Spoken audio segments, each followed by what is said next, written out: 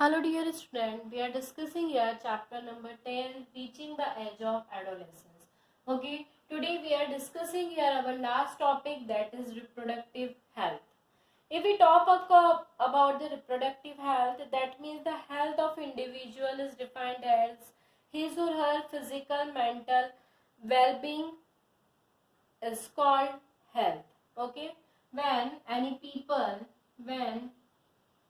people get physically,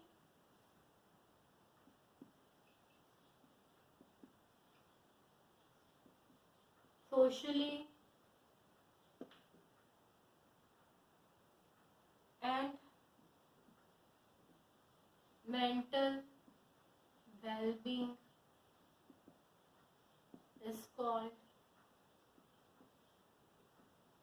health, right. मतलब जब भी कोई व्यक्ति फिजिकली, सोशली या मेंटली अच्छा फील करता है तो उसको हम क्या कहते हैं, हेल्थ बोलते हैं। अगर हम हेल्थ की बात करते हैं तो एडोलेसेंस पीरियड ऑफ टाइम, मतलब रिप्रोडक्टिव जो फेज होता है उसके अंदर हेल्थ की और एक हेल्दी लाइफस्टाइल की बहुत ज़्यादा ज़रूरत होती है। एक प्रॉपर न्यूट्रिशन की, प्रॉपर हाइजीन की, फिजिकल एक्सरसाइज की, मेंटल ट्रेनिंग की, ठीक है। ये सारी गुड हैबिट्स का होना बहुत ज़्यादा ज़रूरी है, ठीक है। उसी के बारे में हम डिटेल में पढ़ेंगे। अगर हम बात करते हैं कि कोई व्यक्ति फिजिकली, मेंटली या सोशली अच्छा है, दैट मीन्स उसके अंदर क्या क्या चीज़ें की नीड होती है उसको हेल्दी रहने के लिए। The first thing that is nutrition. Nutritional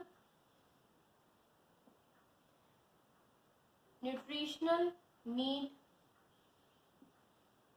of an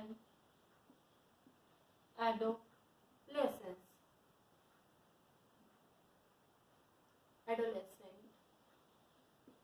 If an adolescent required a balanced diet for this age group, we know that the diet which consists proper amount of all essential nutrients like carbohydrate, fat, protein, minerals and vitamins sufficient for the normal growth and development of body is called balanced diet. ठीक है, मतलब क्या होता है कि adolescence period में balance diet की अपनी एक बहुत ज़्यादा इंपॉर्टेंस होती है। वो डाइट जो प्रॉपर अमाउंट में जितने भी न्यूट्रिटिव एलिमेंट होते हैं, वो कार्बोहाइड्रेट हुआ, फैट हुआ, प्रोटीन हुआ, मिनरल हुआ, वाइटामिन्स हुए, जब एक नॉर्मल ग्रोथ करने के लिए बॉडी के डेवलपमेंट की ज़रूरत होती है, उसी को बोला जाता है बैलेंस डाइट। बैलेंस डाइट की अगर हम बात करते हैं, इसकी हेल्प से हमारी बोन्स, मसल्स है ना, और जितने भी बॉडी पार्ट होते हैं वो प्रॉपर तरीके से, प्रॉपर अमाउंट में न्यूट्रिशन को लेके बहुत रैपिड ग्रोथ शो करते हैं। ये जो होता है एडोलेसेंस टाइम में डाइट, यानी हमको प्रॉपर अमाउंट में कार्बोहाइड्रेट यानी शुगर, सीरियल्स है ना, बटर, घी, जो फेट होते हैं एनर्जी के लिए जरूरत होती है, मिल्क, मीट, नट्स, पल्सेस, ये सब हमको ग्रोथ देने का काम करते हैं। फ्रूट, वेजिटेबल्स, ये सब हमारी बॉडी के लिए बहुत नीडेड होते हैं। इन सब चीज़ों की हमारी बॉडी को क्या होती है, ज़रूरत होती है, और इन्हीं के थ्रू क्या होता है, हमारी बॉडी जो होती है प्रॉपर तरीके से ग्रोथ करती है। तो हमको हमारे डेली का जो मील होता है उसके अंदर चपाती, राइस, दाल, वेजिटेबल, फ्रूट, इनको as a balance diet add करना चाहिए अगर हमको प्रॉपर ग्रोथ चाहिए होती है। हम लोगों को ज़रूरी है कि हम हमारे डेली डाइट्स में इन चीज़ों को ना ऐड करें जो हमारी ग्रोथ को रोकती हैं, जैसे chips, junk food, other than that burger, noodles, soft drinks है ना, ये सारे मील्स को हमें रिप्लेस करना चाहिए हेल्दी चीज़ के साथ, क्योंकि हमारी बॉडी के लिए अच्छे नहीं होते और इनमें कोई भी न्यूट्रिशन देखने को नहीं मिलता है। तो ये रिप्रोडक्टिव हेल्थ के लिए बहुत ज़्यादा ज़रूरी होती है। अगर इसके बाद अगर हम बात करें तो नेक्स्ट जो चीज़ है वो है हमारी पर्सनल हाइजीन। अगर हम पर्सनल हाइजीन की बात कर रहे हैं, पर्सनल हाइजीन का मतलब क्या होता है, पर्सनल हाइजीन दैट मीन्स कि हमारी पर्सनल साफ सफाई या देख रेख। Maintenance the personal hygiene is very essential, is very necessary to prevent the infection and the occurrence of diseases. The adolescent should follow the tips given below the maintaining personal hygiene: increasing activity of sweat and sebation gland, make the body smell badly, so that the adolescent should take bath every day.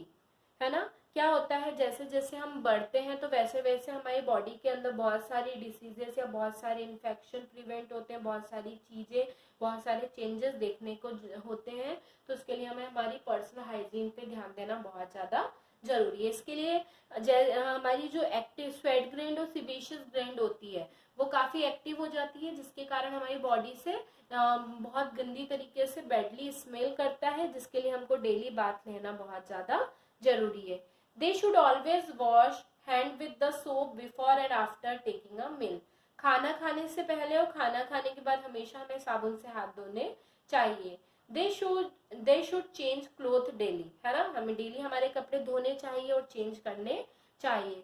Girl should take special care of cleanness during the time of menstruation.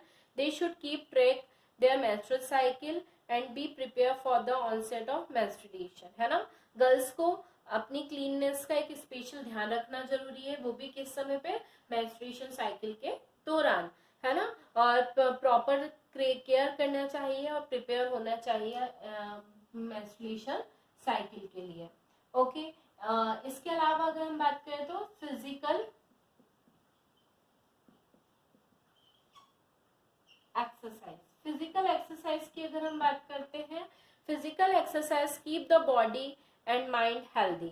All the adolescent should take long to brisk walk, running, cycling, yoga in the open place air to keep the body fit and healthy. They must play outdoor game to build up and store bones and muscles. Physical exercise जो होती है हमारी body को healthy रखने के लिए बहुत ज़्यादा ज़रूरी है।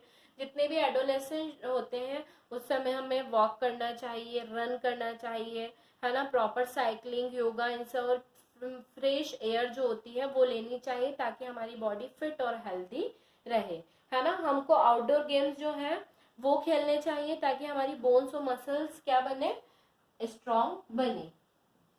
नेक्स्ट थिंग, रिप्रोडक्टिव हेल्थ को हेल्दी रखने के लिए से नो टू ड्रग्स, है ना? मतलब ड्रग्स को हमें क्या बोलना चाहिए? नहीं बोलना चाहिए, क्योंकि ऐसी एज में क्या होता है कि लोग जो होते हैं वो काफी इन्फ्लुएंस करते हैं इन सब चीजों को लेने के लिए। Adolescence can easy to addicted to drugs, alcohol, tobacco become of the stress or sometime due to the adventure spirit. A positive adolescent must know to drugs and also and alcohol and tobacco become this thing cause many physical and mental diseases. हमको positively क्या करना चाहिए? Drugs, alcohol, tobacco, इन सबको no कहना चाहिए ताकि हम physically और मेंटली डिसीज फ्री रहें, क्योंकि ड्रग्स जो होते हैं वो हमारी बॉडी के ऊपर बहुत ज़्यादा साइड इफेक्ट डालते हैं। Smoking of tobacco in the form of cigarette increase the risk of lungs cancer and heart attack. जब ज़्यादा अमाउंट में स्मोकिंग होता है और ज़्यादा टोबैको खाया जाता है, सिगरेट लिया जाता है, उस समय क्या होता है कि लंग कैंसर और हार्ट अटैक को कॉज करते हैं। Tobacco chewing lead to oral cancer. Tobacco chewing जो होता है वो ओरल कैंसर का कारण बन सकता है। अल्कोहल और अल्कोहल रिलेटेड ड्रिंक्स लेने से हमारा नर्वस सिस्टम डैमेज होता है। इसके अलावा हमारा स्टमच, लिवर, किडनी, इन सब के ऊपर भी इफेक्ट या अफेक्ट होता है।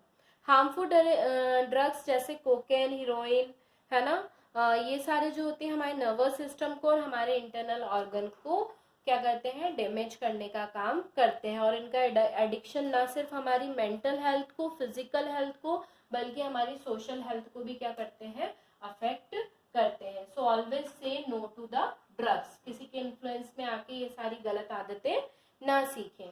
और इसके साथ ही हमारी reproductive health, nutrition need, adolescence, personal hygiene, physical exercise, से नो टू ड्रग्स, इन चीजों का ध्यान रखना बहुत ज्यादा जरूरी है। Okay, so the last topic that is AIDS. So we are discussing here about AIDS. What is AIDS and how it is very harmful for us. If we talk about AIDS AIDS means acquired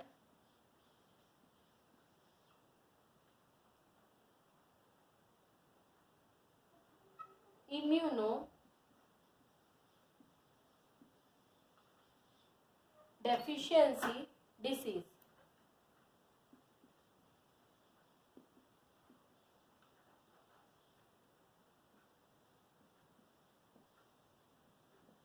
okay, AIDS means acquired immunodeficiency disease, है ना।